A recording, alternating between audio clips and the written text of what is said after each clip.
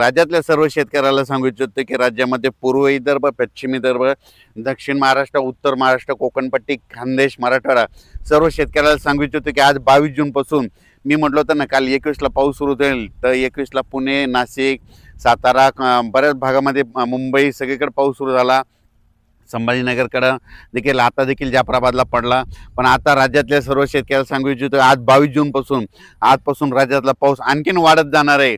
22ला 23, 24, 25 असं करत करत 5 जुलैपर्यंत सगळ्या राज्यभर पाऊस पडणार आहे. सगळ्या राज्यातल्या सर्व शेतकऱ्याच्या पेरण्या होणार आहेत. म्हणून हा अंदाज सर्वप्रथम शेतकऱ्यांनी लक्षात घ्यायचा.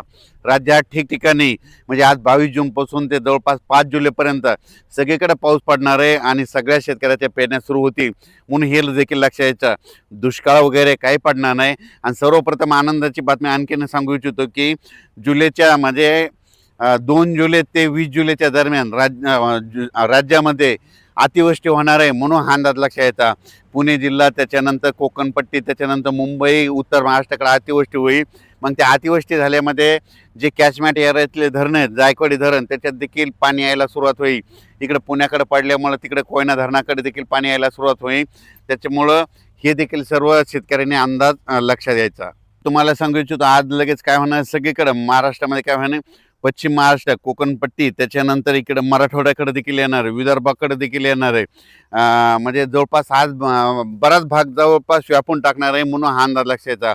आजच्यापेक्षा आणखीन उद्या 23 तारखेला आणखीन 23 जूनला आणखीन बऱ्याच भागामध्ये व्यापून टाकणार आहे. 24ला 25 असं करत करत सगळीकडे वाटणार आहे. म्हणजे सांगायचं झालं तर विदर्भामध्ये सांगायचं झालं तर वर्धा, नागपूर, भंडारा, गोंदिया, चंद्रपूर, यवतमाळ, वाशिम, अकोला, बुलढाणा, अमरावती ह्या परिसरात देखील म्हणजे आजपासून पावसाला वाढायला सुरुवात होणार आहे. म्हणून हा अंदाज लक्षात घ्यायचा. विदर्भात मात्र 23, 24, 25, 26, 27च्या दरम्यान चांगला पाऊस बरसणार आहे. त्या शेतकऱ्याचे देखील पेरणी होणार आहे. म्हणून विदर्भातल्या 11 जिल्ह्यातल्या शेतकऱ्यांनी हा अंदाज लक्षात घ्यायचा.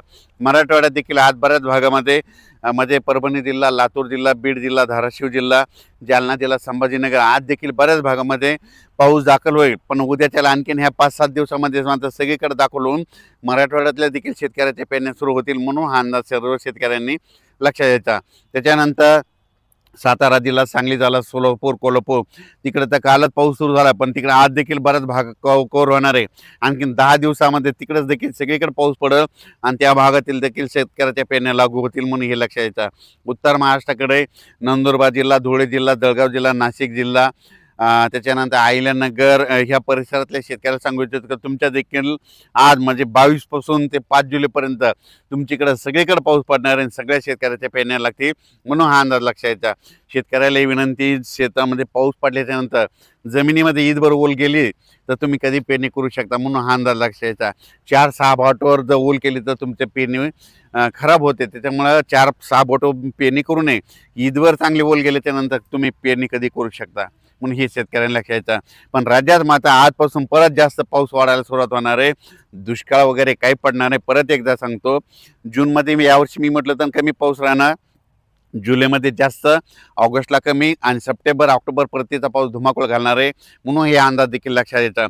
पण जुलै महिन्यामध्ये मात्र राज्यामध्ये ठिकठिकाणी अतिवृष्टी होणार आहे. म्हणून हा अंदाज सर्वप्रथम लक्षात येतात. परत कोणत्या कोणत्या भागात होणार आहे त्याचा सविस्तर अंदाज पुढच्या अंदाजात दिला जाईल. धन्यवाद.